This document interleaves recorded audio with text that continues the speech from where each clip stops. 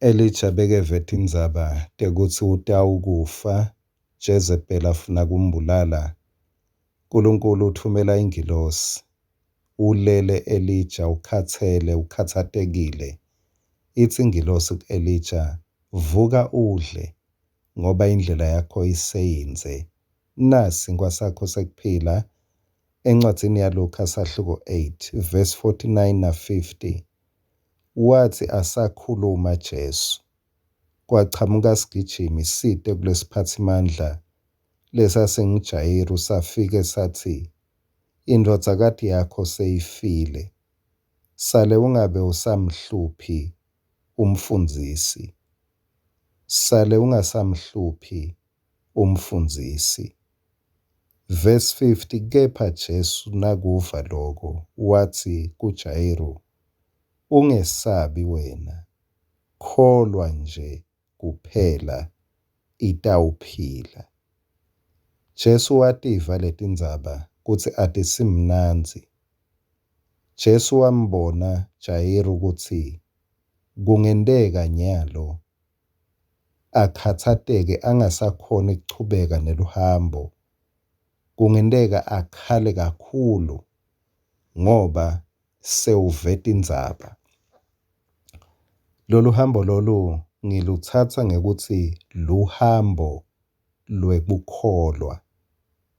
Umbiko bese kawuvile. Tintfo abesaticabanga tigijima enhloko yakhe kutsi sekufuna gijime ayolungisa lokwa nalokwa. Kumbe nemcabango lomunye bese ufika kutsi engabe ngibani lomunye lotawulandzela. Jesu wakhuluma, wabhekisa lamagama kuye.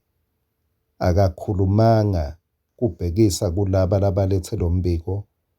Futhi Jesu akazange abaphikise kutsi akunjalo.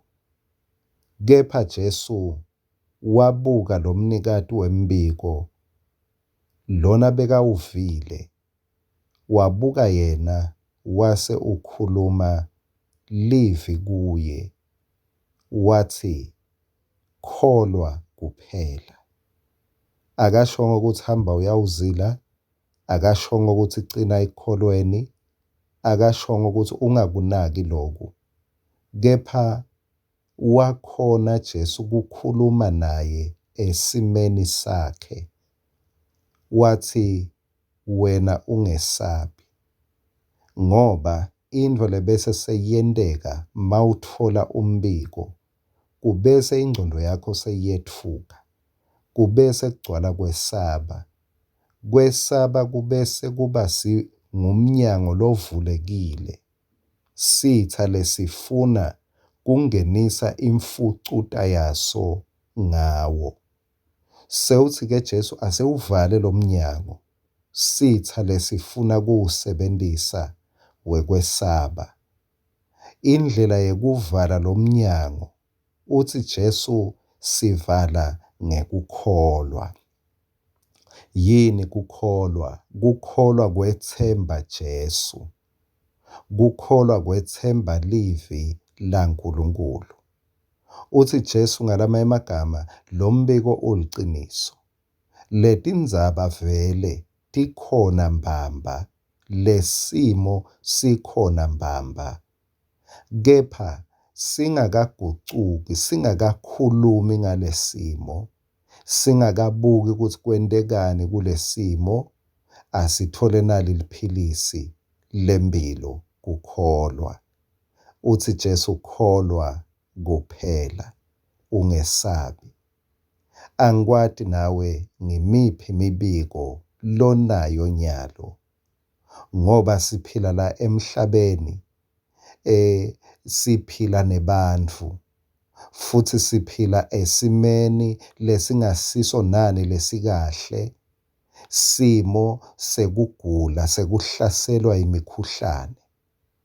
Nali livi lengikholwa ukuthi Jesu nakuwe uyalisho njengaloku alisho nakimi. Ungesabi, kholwa kuphela. Akasho ukuthi kumbe ukukholwa kwakho kuncane, akasho ukuthi hamba uyawuzila, akasho ukuthi tindo atendeki la ngaphandle, kepha Jesu usinika likhambi, usinika liphilisi, uthi ungesabi, vala lo mnyango sitha lesingawusebenzisa, wuvale ngekukholwa. Kube bengiyawuhlabelela le ngoma lethi beka lithemba lakho kuye. Ukholwe nguye, uyade ukuthi kumele endeni. Amen.